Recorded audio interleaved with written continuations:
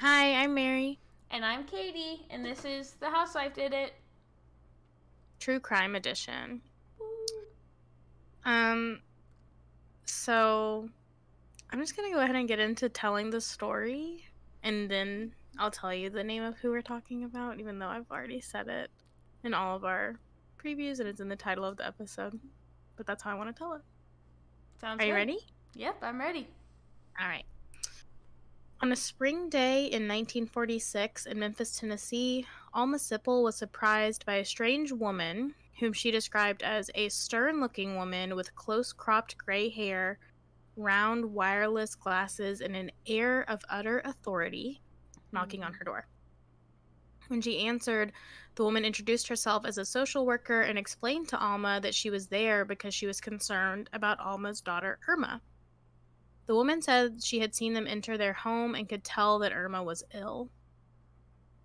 Alma explained to the stranger that she knew Irma was sick, but wasn't able to afford a doctor's visit at the time, especially for just a little cold. But the woman assured Alma that this was much more than a cold. Was she And clairvoyant? And you said this is this was in 1946. Okay. She said because she was a social worker, she was like, I have seen a lot of sick children, and that is not a cold, is what she told her. Okay. But she said that she could take Irma to the hospital for free care. So Alma was like a little weary of this, but ultimately she agreed, and I'll get into like why, but nobody in Memphis was going to be passing up free medical care for their children at the time. So the next day, she made her way to the hospital, and she actually snuck in, and she saw Irma just happily bouncing in a bed. She saw her through the hospital room window, and she asked the hospital staff if she could see her, and they said, "You don't have a child in this hospital," and they told her to leave. Uh-oh. So she went home, and I don't know how, but she managed to get a hold of that social worker who had set up Irma's medical care. And she was like, look, I just went to the hospital. They said I don't have a child there, but like that I saw Irma. Like, I know you took her there. And the woman was like, I'm so sorry, but Irma died of pneumonia. So you must have been looking at a different child. What? Yeah. So Alma knew in her heart that that was a lie. Because she saw her kid? Yeah. But I also think there was not really a way around it. Yeah. The hospital said, you don't have a child here. The social worker said she was dead. She said she had buried her for her. So she just had to, grieve. Is that not a crime? Like, burying someone's kid for them? Girl, why do you think we are here? Right, but I didn't think that's the crime we were here for. They're all the crimes. It's all the crimes. I tell you what. So she didn't feel like there was much she could do as far as, fighting it. But she did search for Irma for 43 years. She searched for her baby. And one day, in the year of our Lord and Savior, 1989, Heyo. she was watching Unsolved Mysteries when a familiar face appeared on the TV. And it was the woman who had taken Irma right out of Alma's arms. Bitch. Yeah, her name was Georgia Tann, and she was known as the mother of modern adoption, when in reality, she had abducted over 5,000 children while she was still alive. That'll earn you a spot in our podcast title. Georgia. The television program encouraged parents who believed their children may have been taken by Georgia Tann to reach out to a program called Tennessee's Right to Know, which is a volunteer agency in Memphis that helps to reunite families that are separated by adoption. So Alma did that, and she was reunited with Irma. Irma's new name was Sandra, because she had been adopted by another family. And she was how old when she was taken? She was think she was just a few months old. Oh, wow. Or not a Okay. few months, but I think I don't think she was even a year old yet. Baby. Okay. Yeah. So they were reunited. And they were able to build a relationship and kind of, like, work through what had happened. But not all of the families that Georgia Tann tore apart were so lucky. Mm-hmm. So, we're going to talk about them. This is my favorite part of this, is reading these people's terrible names. Beulah? By, like, these are names given by, like, their adoptive parents? No, like, the bad people. Like, when we read, like, Edward Buckmelter. Uh-huh. Beulah George Tann. Ah. Was born on July 18th, 1891 in Philadelphia, Mississippi, to George Clark Tann, a domineering judge, and Beulah Yates, a school teacher. She went by the name Georgia, though, so that's what I'll call her throughout the story. Georgia had a younger brother named Rob Roy Tann, and their father had strict ideas of what he wanted them to do with their lives, so he put Georgia in piano classes at the age of 5, thinking, like, oh, she's going to grow up to be a concert pianist. Surprise. And she did continue practicing into adulthood. She actually went to college for music, and then she realized she hated it, so it didn't work out. But while she was a child, the Tann home became a gathering place for neighborhood children, including abandoned and neglected children that Judge Tann would bring along before he was able to figure out what to permanently do with them. So, like I said, he was a judge. So these children that had been abandoned or neglected, he would, like, bring them to their house to, like, hang out with his kids until he had a place for them. But in one specific instance, there were, like, 2 brothers that he brought home, and Georgia took it upon herself to just make the rounds around the neighborhood and ask the wealthiest family she knew to adopt these 2 boys until someone did. Okay. Yep. She's knocking on doors. Okay. Rude. Like a football player trying to sell a coupon book. Mm-hmm. Mm-hmm. $10, please, for this boy. And somebody eventually was like, okay. It's funny that you would say $10 for this boy, because that is actually accurate. And I'll get into that next. Wow. But so, Georgia went to Martha Washington College in Abingdon, Virginia, like I said, to study music. She graduated college in 1913, and then she realized that she hated music. Okay. She was right on par with a garbage person Mm-hmm. to just hate music. Yeah. So after she graduated, she decided to take social work classes in New York for 2 summers in a row.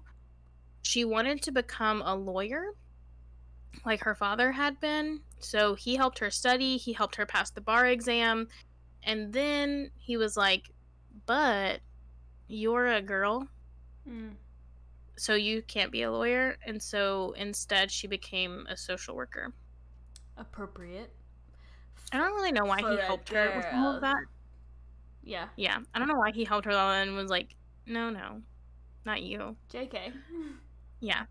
So it was regularly reported that Georgia Tann was not interested in getting married or having children, but she did seem to have an interest in working with children. So she got a job at the Mississippi Children's Home Society as the receiving director at the Haight McWillie Powers Receiving Home for Children. In 1922, she adopted her own daughter, June, and began living with a woman who worked with Tann as a house mother named Anne Atwood Hollingsworth. Remember her name, because we will come back to her. Got it. But way later. Okay.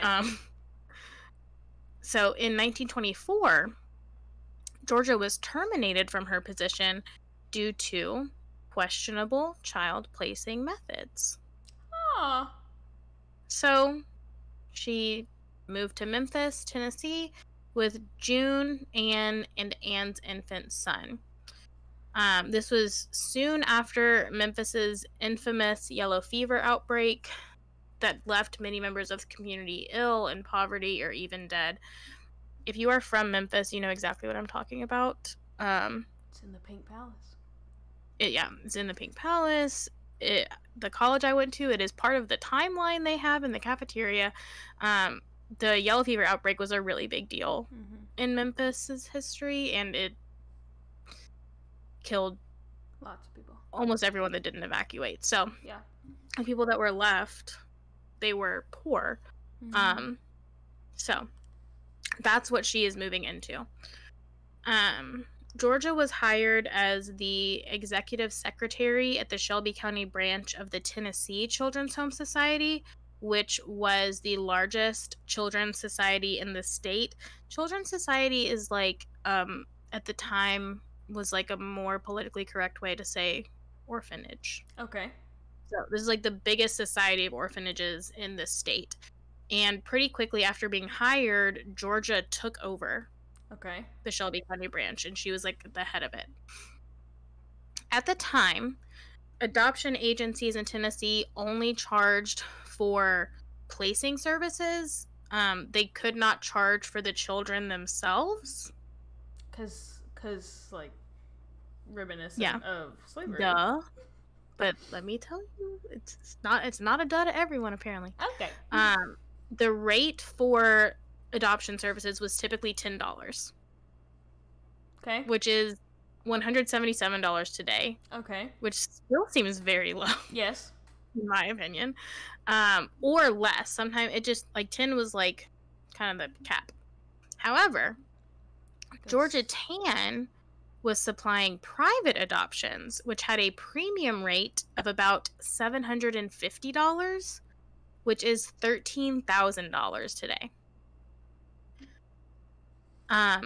She almost always sent children out of state to their adoptive parents. She sent them to Mississippi, Arkansas, and Missouri. And between 1940 and 1950, she sent 3,000 children to New York and California alone. Jesus Christ. 2 of Georgia's employees would make trips every 3 weeks. One went to New York, one went to California, and they would take 4 to 6 babies along with them each time. They would rent hotel rooms and meet with wealthy, prospective adoptive parents. And Georgia built up a reputation for finding and distributing babies to the elite. So pretty soon, she started receiving applications from couples in every state in the U.S., as well as Canada and England. Jeez. Yeah. This goes all the way to the top, I tell you what. In one of her response letters to parents who had asked about adopting, she wrote, "We have a baby boy we believe you'll be interested in, and since the worker has made a visit to your home before, a placement can be made. We ask that you send transportation to the amount of $14, bus fare, and incidentals. She will bring the baby to you, and if you are entirely satisfied, we leave the baby. If not, the worker will return him to the organization." She would have parents write their checks directly to her name. Okay. And she would charge them for background checks, airfare, and adoption paperwork that she either never filed or that didn't cost nearly as much as she was having them give her. Okay. She kept the money she made in a secret bank account under a false organization name and was estimated to have pocketed 80 to 90% of what the agency made. Okay, Randall Emmett. Yeah. She used it to purchase cars, furs, and international vacations. The state of Tennessee was contributing $61,000 a year to the agency, which is $1 million today. Jesus. And 31% of it was going to Memphis alone. Well, I was gonna say, like, if it's becoming, like, national, other states, like, are they paying the organization too? Well, they're private adoptions. Oh, those are the... Okay. So it was, like, completely between, like, her and the parents. Gotcha. Okay. Yeah. All of that is bad enough. Mm-hmm. Right? No. It gets worse. Awesome. So we're going to go into the methods she used to procure children. Yeah. Georgia Tann fundamentally believed that there was only one type of person who could be a good parent. Rich. Good parents had to be white, wealthy, and married. Can you tell me, Georgia Tann... is Georgia Tann white? Yes, she is. Okay. And wealthy, but not married. Mm. And she has a baby, so riddle me that. Interesting. She would seek out poor families or single mothers. And at first, she would convince them to hand their children over to her under the pretense of medical care or, like, legal action. Sometimes she would say, like, I can get your baby free health care. Other times she would say, like, the court says you have to give me that baby.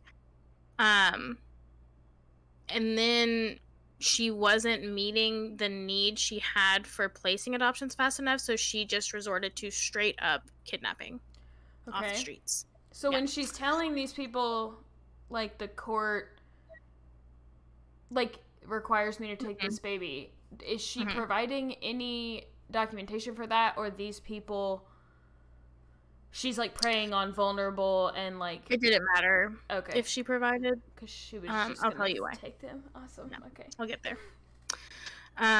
She had employees, which she referred to as baby pickers. Be on the lookout for blonde-haired, blue-eyed children that belonged to poor families. Okay. And she had managed to connect herself to mental institutions and homes for unwed mothers in the state. So she would arrange for them to send babies born in their care to her to be adopted, saying it was a court order. At first, the home... Cruella's dog snatchers. Yeah. At first, the homes for unwed mothers argued that the babies should stay with their mothers for at least 3 months to breastfeed. But eventually they were adopting them out within just a few weeks of their births.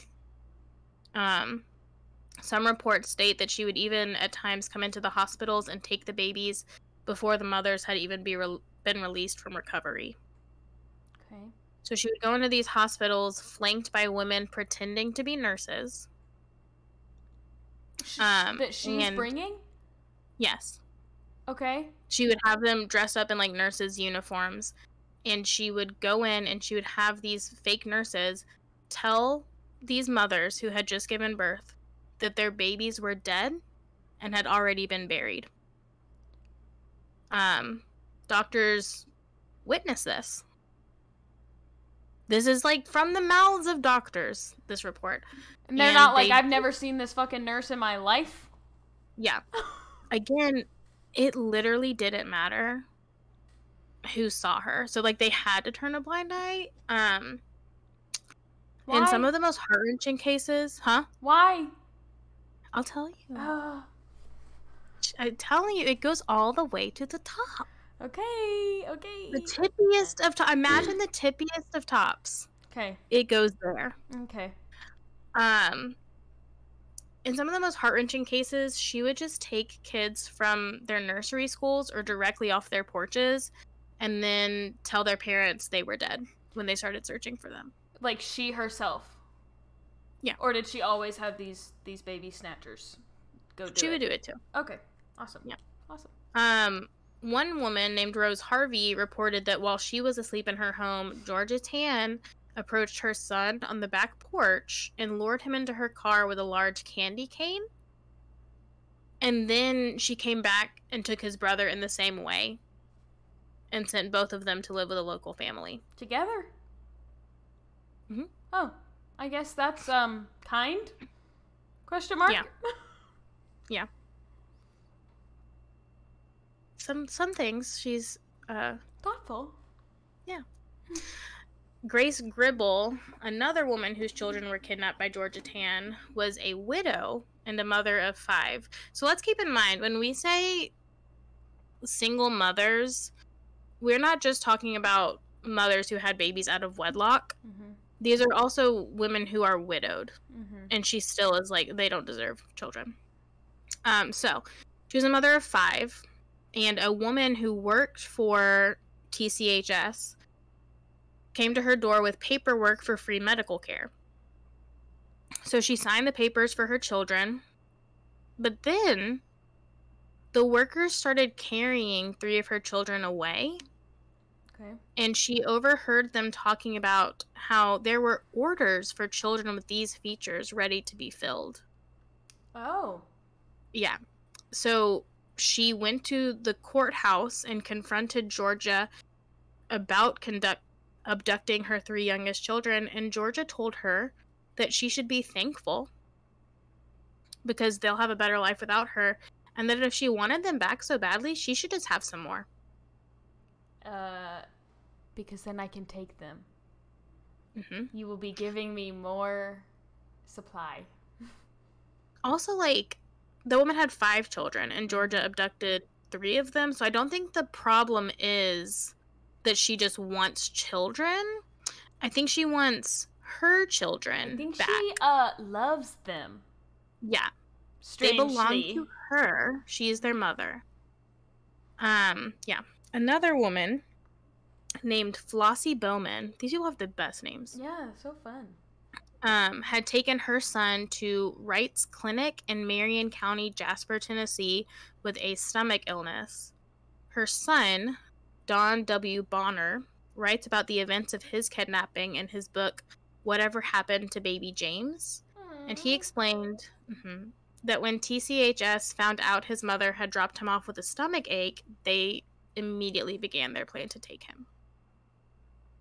In the book, he wrote, quote, "In conspiracy with Marion County Social Welfare, the TCHS removed me from the Wright's Clinic in the middle of the night, as was their standard operating procedure, concealing me at the Chattanooga orphanage of the TCHS until December 8th, 1949, when I was then secreted to Georgia Tann's orphanage home in Memphis, Tennessee. During those previous 4 months, Tann and her loyal associates conspired to create a plausible history, fabricate required background and birth documents, and prepared for the required surrender form. Flossie was told that her baby had died, and that the social workers would take care of the remains for her. Dan was marked as highly adoptable based on his appearance, and he was quickly prepared to be sold to a new family. There were several discrepancies in his adoption paperwork. Okay. So first, it listed his birth date as May 8th, 1949, but he points out that the birth certificate with that date was just a plain sheet of printer paper. And it was missing a time of birth, a physician, and a father, which he had. Okay. This version of Dan's birth certificate also wasn't officiated until June of 1949, over a month after he was supposedly born. Right. Dan believes that this date was chosen at random, falling in line with Georgia Tann's tendency to conceal the identities of her victims by lying on their paperwork. I mean, so he thinks that, like, she made up. He also said that it's the same date as D-Day. So he thinks she just, like, picked, like, the first date that came in her head. Yeah. Yeah, well, I was gonna say, like, then you can be like, this isn't your kid. Like, it's different date of birth. But also, you could, like, make them a more desirable age, I guess. Like, if someone wants, like, 1 month or whatever, you can, like, tweak by a couple weeks, you know? Yeah. He also thinks that, like, some of these documents were falsified after his adoption, because he says that on the, like, adoption paperwork, his parents' address is listed as a house that they didn't move into until, like, 1950. Oh, his and he was born in 1949. His, like, biological actual parents? No, his adoptive parents. Oh, okay. Yeah. Gotcha. Um, so then he was bounced around several cities within Tennessee before being shipped off to Los Angeles in 1950 to the adoptive parents who had paid $5,000 for his arrival. And yes, I looked it up. That is $63,000 in today's money. Wow. Like with Dan, once Georgia had a valuable child in her possession, she would begin advertising them as luxury items and gifts for the whole family. Some of the ads had slogans such as, "George wants to play catch, but he needs a daddy to complete team. They'd like to be your Christmas gift." And, "Nancy, just 11 months old, needs home. Can you say no?" Yes, I can. These are put in the newspaper with, like, pictures. Georgia Tann would destroy all records of adoptions processed through her society or fictionalize them to present to adoptive parents. In some cases, the adoptive fathers didn't even realize that the babies weren't biologically theirs. What? Yeah. Like their the wives mothers would... are making this deal with her? Their wives would feign pregnancy for 9 months and then coincidentally have some sort of accident while their husbands were away, typically in front of an orphanage or a baby farm. And then they would call them and let them know, like, "Oh my gosh, like, I fainted, and we have a baby now." What? And they believed them. They said that there was one woman who did this 11 times. But and her husband believed her. These kids are coming to you not fresh, first of all. Second, how do you fake a pregnancy that well? And is this, like, since it's happening this many times, is this, like, Georgia's plan that she, like, told people, like, "Listen, your husband's not gonna, like, not..." So, I think so.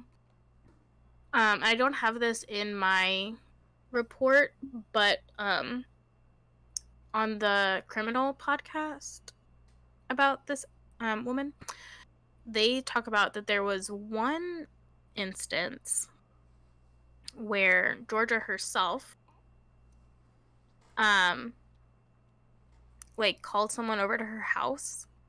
Okay. And when she opened the door, he said that she was wearing, like, a negligee. Okay. Like, she was, like, not dressed, like, professionally at all. Right. And she had him follow her into a back room and showed her, like, a baby laying on the bed and pretended she had just given birth. Oh. So I think that also, and we'll get into this, but, like, adoption was very, like, taboo at the time. Yeah. So for some people, like, wouldn't be able to get their husbands on board. Yeah, I was gonna say, is it more of, like, a value-based, like, women should be able to give birth, so there's, like, shame if... Yeah.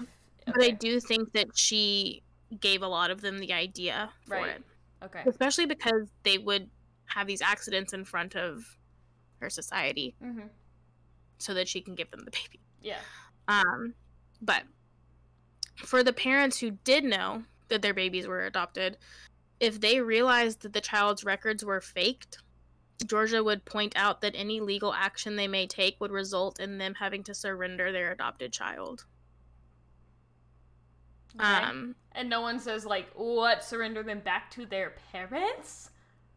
Well, they didn't want to give them up. I know, but, like, not one person was like, well, if this baby belongs to someone else, maybe I should do that.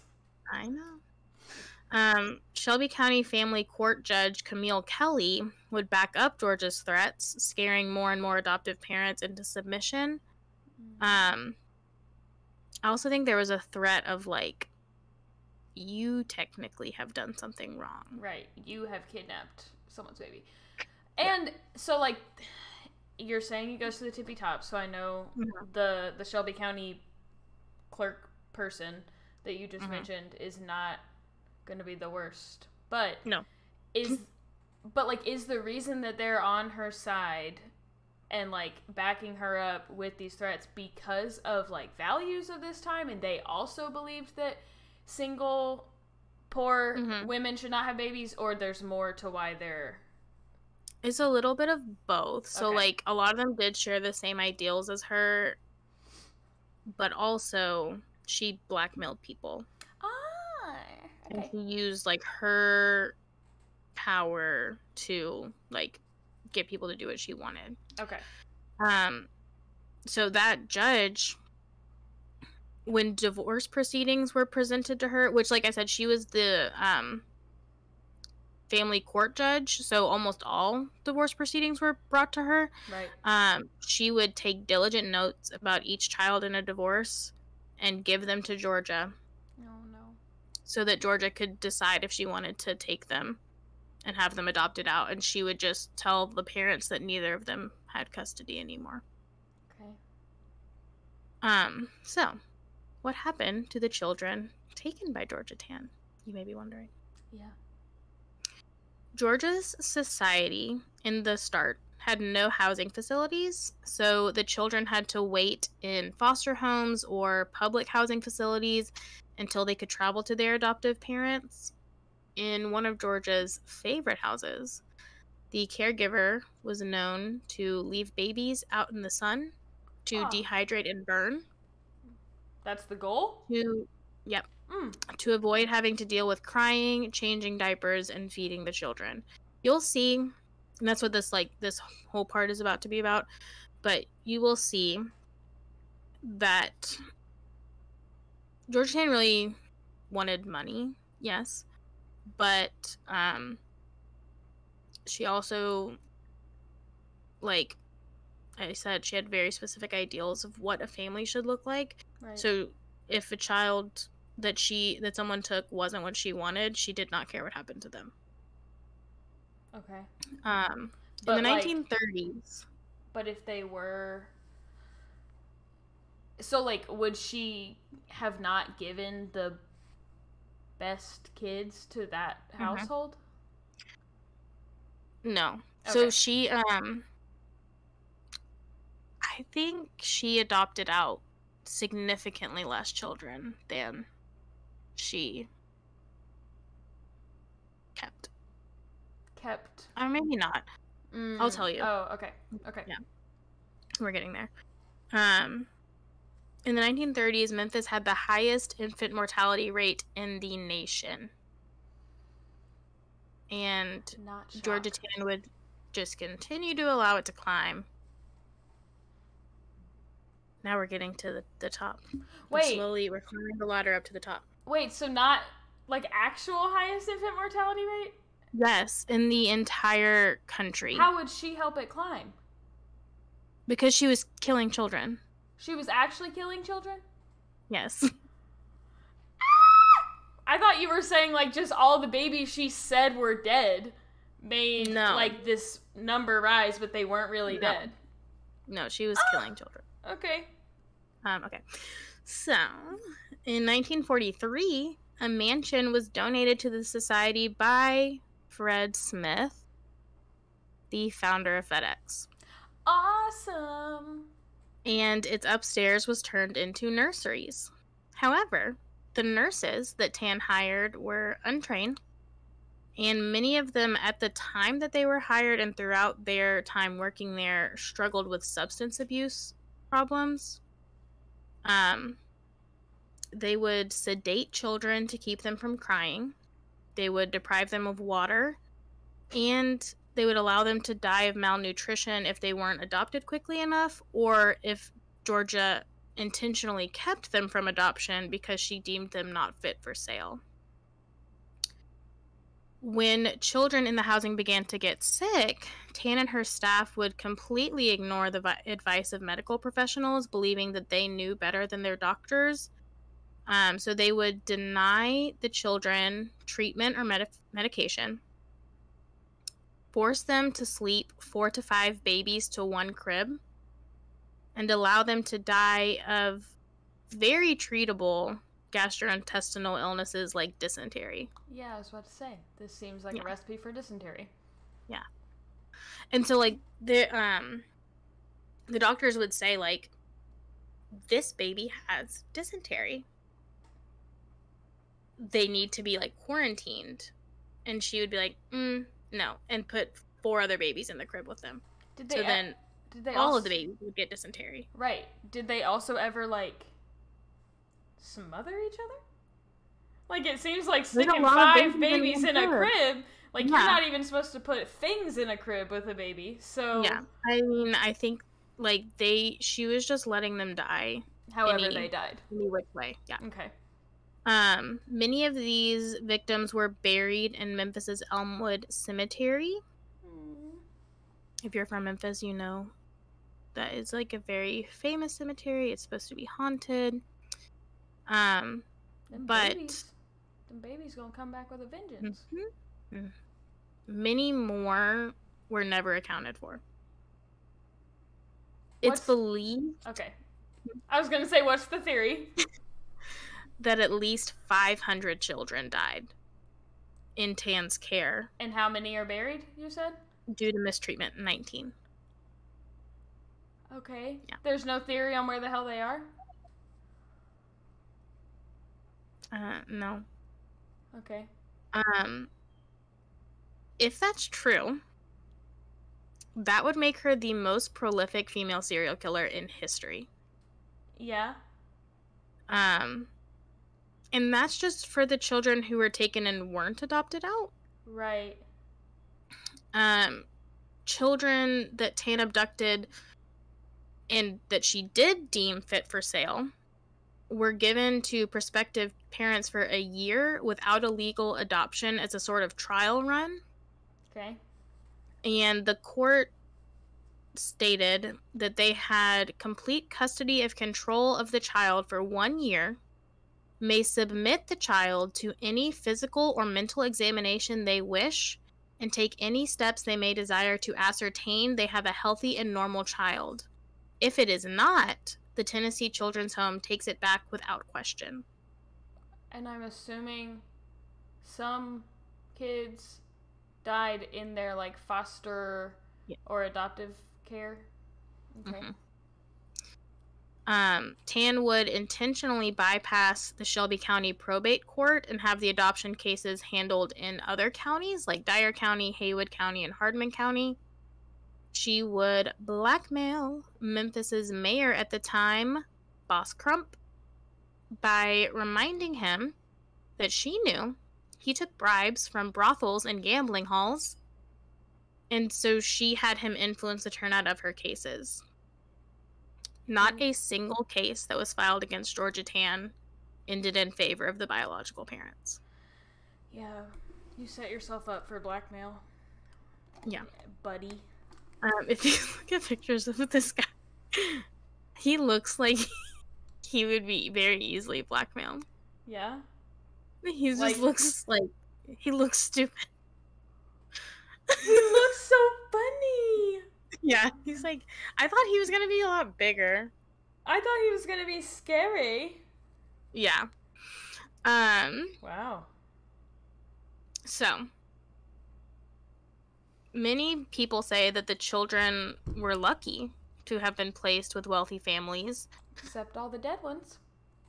But wealthy families do not always equate to caring families. No. Surprise.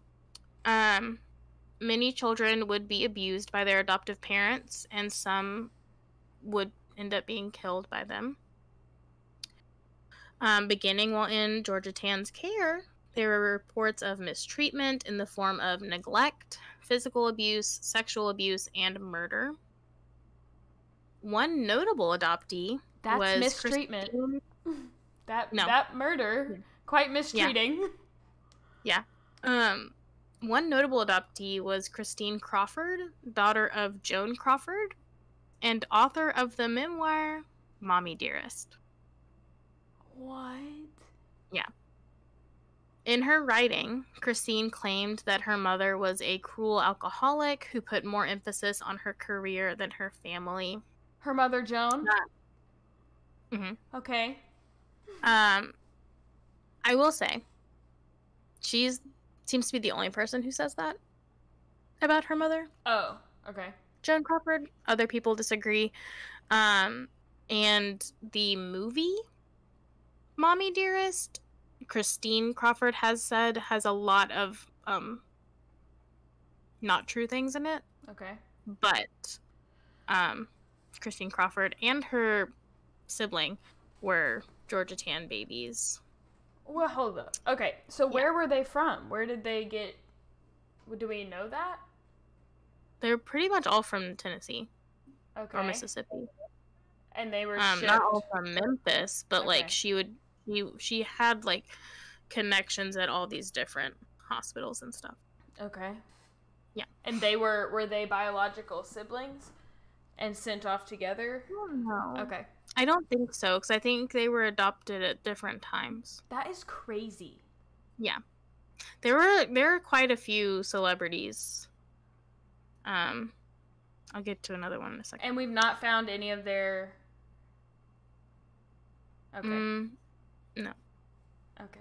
Many adoptees, such as Debbie Bruce, who wrote, "No, Mama, I didn't die. My life is a stolen baby," and many of those featured in the book Before and After, the incredible real-life stories of orphans who survived the Tennessee Children's Home Society, explain that while their adoptive parents were loving and generous, there was always something missing in their lives and a strong sense of mourning after finding out the truth surrounding their births. Other adoptees, like WWE wrestler Ric Flair, sorry. How did they even find out? I don't know. Like, his parents knew he was adopted. And they know Georgia Tann, I guess. He said that eventually they gave him, like, his adoption paperwork. Okay. And then when he was writing his memoir, he said that was the first time he looked at it. Oh, wow. Okay. But he said that he was never interested in finding out about his birth family, even knowing how they were separated before his adoption, because, like, his parents, like, he loved his parents. Yeah. His adoptive parents. As I mentioned earlier, Georgia had adopted her own daughter, June, before moving to Memphis. In 1943, she also adopted Anne Atwood Hollingsworth. Okay. The woman she moved in with when she came to Memphis in 1924. She adopted her as a grown woman? Yes. It's believed that Anne and Georgia were in a relationship with one another. Okay. And that Georgia adopted Anne as a way of calming suspicions that they were homosexual, and as well as to ensure that Anne could be a beneficiary in the event of Georgia's death. But how the hell do you adopt an adult? You can if they consent to it. Okay. I looked it up because I was like, they moved in together in 1924. This is 19 years later. Yeah. She's definitely a full-grown adult, but as long as she consented to it, that's fine. Okay. If that's true, though, that'd be very interesting, considering Georgia's stance on unwed mothers. Mm-hmm. Because Anne was the daughter of a family friend when she met Georgia. And she tagged Hollingsworth on the end of her name after her son was born to give the appearance that she was widowed, which she wasn't. Okay. She had a baby out of wedlock. Okay. So I just think it's really interesting that Georgia picks and chooses. She can be a single mom adopting a child, and an adult. And she can be in a relationship with someone who had a baby out of wedlock. I also had to move in with Georgia to be supported. Yeah. I also imagine the gayness is not the move these days. So. Yeah. So in 1950, Georgia's crimes finally began to catch up with her. The new governor of Tennessee, Gordon Browning, was ready to put a stop to the black market adoption practices that other government officials had been willing to overlook. Boss Grump. Mm-hmm. At the time, these types of adoptions were actually legal, because the idea of young unwed mothers caring for their own children was much worse than selling the children under the table to wealthy couples.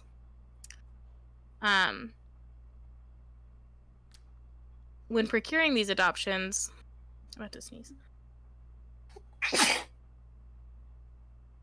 When procuring these adoptions, the mothers were often told that their infants had been stillborn or died soon after birth. The adoptive parents would be approved with minimal checks to their background, and medical records were falsified to rush the adoption process. So Gordon Brown finally launched an investigation in September of 1950 because, like I said, while sketchy adoptions themselves were not illegal, selling children for profit was. So Brown assigned Robert Taylor to the case, and within just a couple of days, the investigation had gone public in Memphis's local newspaper, the Commercial Appeal, and in the New York Times. The welfare commissioner suspected that Georgia Tann and her employees had pocketed over $1 million, which is $12.5 million today. Wow. In premium adoption fees, and the home was shut down. Smart. 4 days later, Okay. Georgia Tann died of uterine cancer. She was never brought to justice for her heinous crimes. My God! He said, I'm just going to take that one out all the way. But her estate was sued by the state of Tennessee for $500,000. Which is? $6 million today. Nice. Yeah. You get them. After Tann's crimes were revealed to all, it was believed that she had kidnapped and adopted out over 5,000 children, many of whom came from the same home. One woman reported that Georgia Tann was able to take 5 of her children and sell them to new families. Jeez. Jeez. Yeah.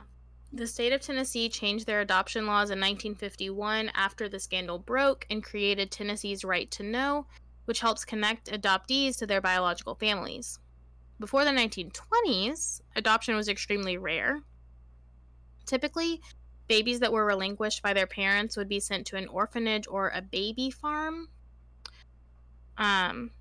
If you were like me and did not know what a baby farm was, I'm about to tell you. According to Barbara Reynolds, author of Baby Thief, The Untold Story of Georgia Tann, baby farms were run by women who typically had not gone to school and were looking to get paid to take care of children.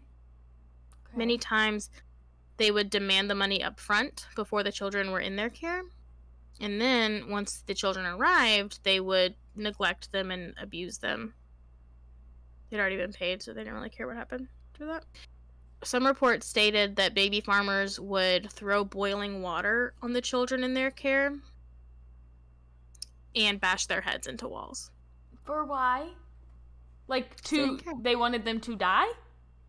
I think so, like, it seems to me that they wanted money. Right. And this was an easy way to get it, but they didn't actually want to do this job. Right. So they did not want the children there.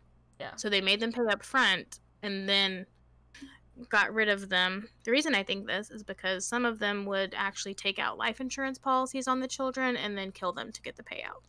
Okay. Yeah. Jesus. So clearly, the system wasn't working. But adoption was very unpopular at the time.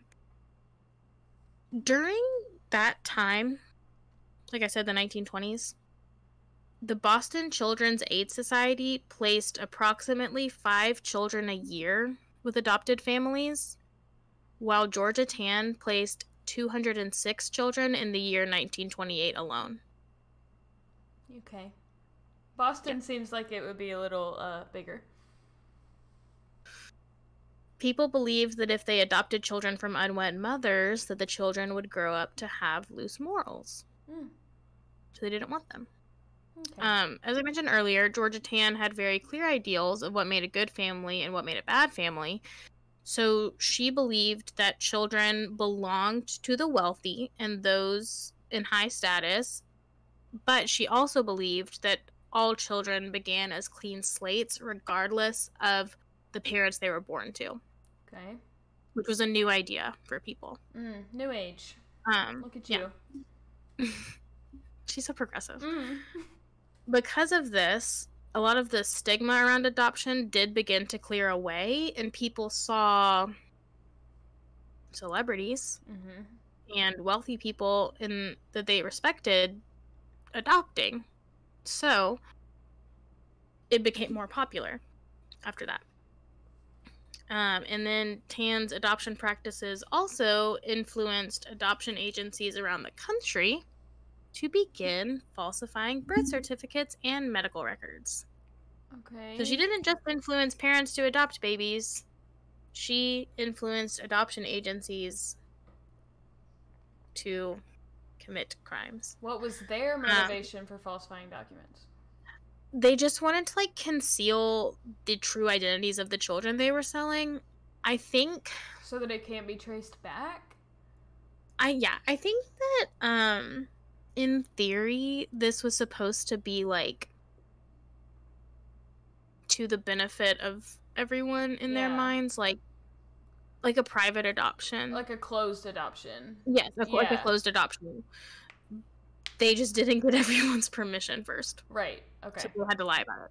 Okay. So, Georgia Tann's work became so well known that she was invited to President Truman's inauguration and was requested to meet with Eleanor Roosevelt to consult on child welfare. This is pre-scandal breaking, I'm assuming? Yes. Because remember, she died 4 days after the scandal broke. Right. Yeah.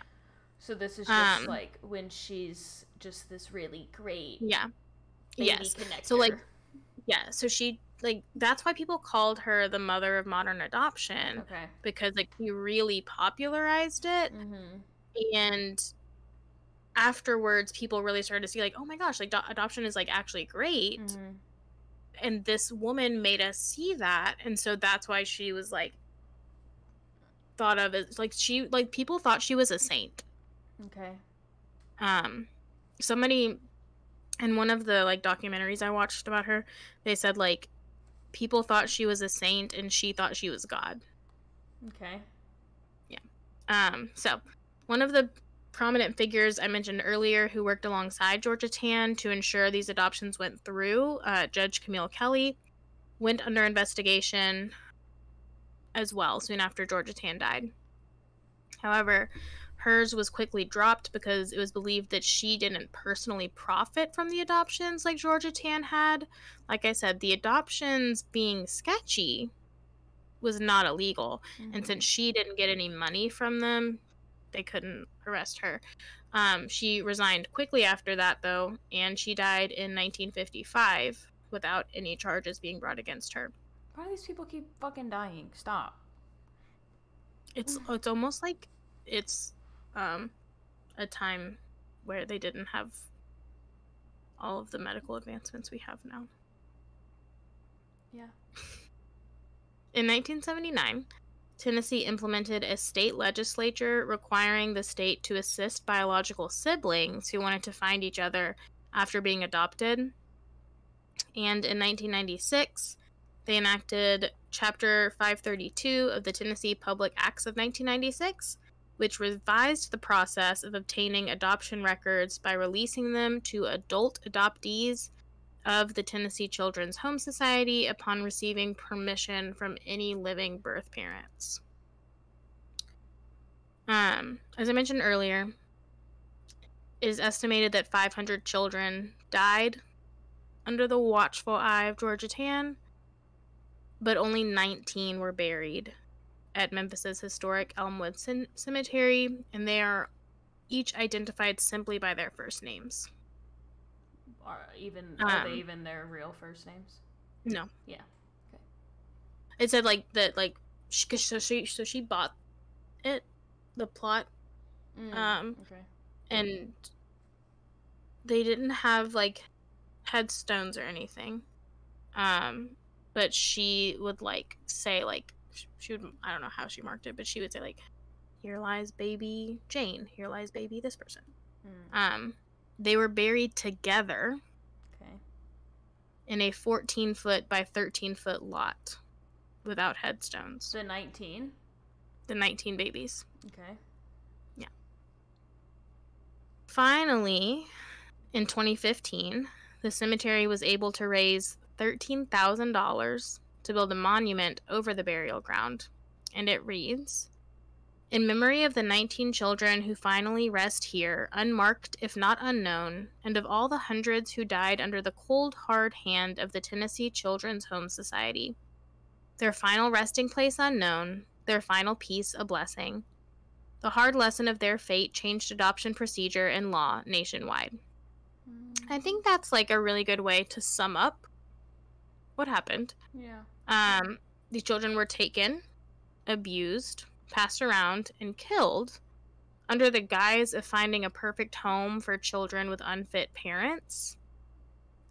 Georgia Tann was a cold, heartless woman with no sympathy or understanding of those who lived differently than her. And while the history of what she did lives on in memory, it is thankfully no longer the norm. Yeah. So, the current Tennessee Children's Home has no connection to Georgia Tann or TCHS, and the home she was gifted by Fred Smith at 1556 Poplar Avenue has been torn down. Yay. In its place, they built the Memphis Leadership Foundation, who strive to replace battlegrounds with playgrounds, to equip and empower grassroots urban leaders to transform lives and communities in Memphis, and engage leaders of good faith and goodwill, which is what social workers like Georgia Tann are supposed to do. Are supposed to be doing anyway. Yep. Yeah. My sources. Oh, I have a thought. That's the end. Okay, yes. This is probably unrelated, but it just made me think of, like, I feel like also in the late 1900s or whatever, more at least than, like, now, we had more of, like, the face on a milk carton, like, people kidnapping kids just to have them. Like, now people kidnap kids to kill them. To harm them. And I feel like back then people kidnapped children to, like, claim them as their own. Right. Not to say Georgia Tann, like, started that, but it maybe speaks also to, like, the values of, like, I don't want to say this kid's adopted, so I'm just going to take them and say they're mine, like, fully mine. But yeah, I feel like what a strange time period where we were just snatching kids. Yeah. For the good of them. Yeah. And, like, I think, like, the fact that she could actually, like, pull up next to a child and offer them a piece of candy and they get in her car, like, is just so, like, wild with where we are now. And even, like, thinking about, like the Atlanta child murders in the 70s?